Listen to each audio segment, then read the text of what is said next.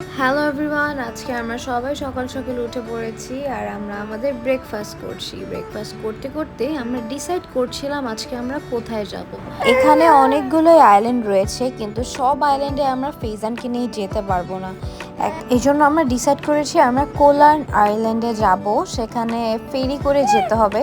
Speed boat দিয়েও যাওয়া যায় অনেক অল্প সময়, আর অনেক কিছু ঘোরা যায়, বাট আমরা ফেজানের জন্য এটা করতে চাচ্ছি না। তো আমরা ফেরিতে উঠে গেলাম। এখন আমরা উঠার দোয়া পড়ে নিচ্ছি, কারণ ফেইজানকে নিয়ে অনেক টেনশনে ছিলাম, আগে কখনো উঠিনি তো তাই। কিন্তু ফেইজান ভালোই ছিল, অনেক অনেক এনজয় করছিল সবার সাথে। অনেক রোদ আর অনেক গরম ছিল, তাই ফেইজানকে ইচ্ছা মতো পাউডার দিয়ে নিয়ে বের করেছি। ফেরি রাইড ছিল অলমোস্ট 40 মিনিটসের। 40 মিনিটস পর আমরা নেমে গিয়েছি। তারপর আমরা যাচ্ছিলাম বিচের দিকে। বিচে আসার সময় আমাদের একটা গাড়ি নিয়ে আসতে হয়েছে, এখানে ডিরেক্ট বিচের সামনে নামায় না। তো আমরা চলে এসেছি। আর ফেইজানের অনেক গরম লাগছিল আর ক্ষুধাও পেয়েছিল অনেক জার্নির পর। তো আম্মুকে বাতাস করছিল আর আমি ওকে খাওয়াচ্ছিলাম।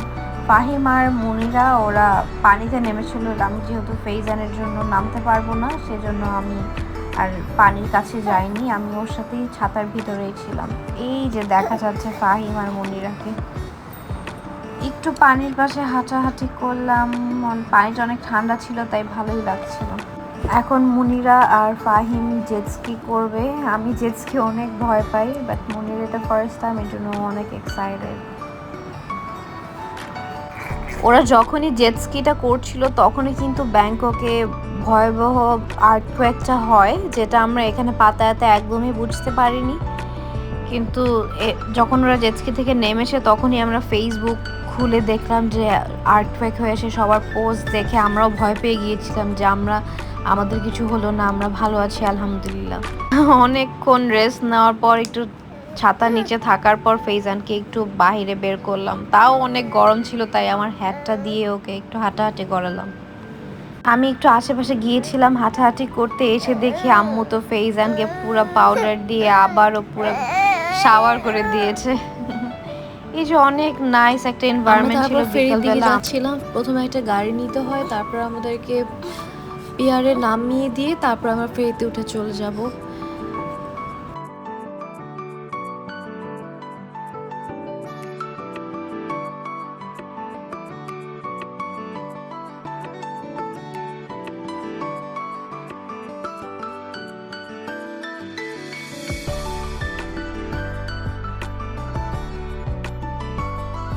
ফেইজান অনেক টায়ার্ড হয়ে তারপর একা একাই ঘুমিয়ে গেল আমার কোলে। অনেক গরম ছিল, ও বারবার ঘামিয়ে যাচ্ছিল, তাই আমি ওকে ড্রেসটা চেঞ্জ করে দিয়েছিলাম। হোটেলে চলে এসেছে এবং ফেইজানকে ফিট করে আমরা এখন সুইমিং পুলে নামবো।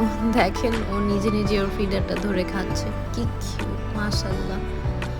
তারপর ফেইজানের ফার্স্ট টাইম সুইমিং পুলে, ও অনেক খুশি ছিল, অনেক এক্সাইটেড ছিল আর অনেক এনজয় করছিল। ও একদমই পানি থেকে উঠতে চাচ্ছিল না।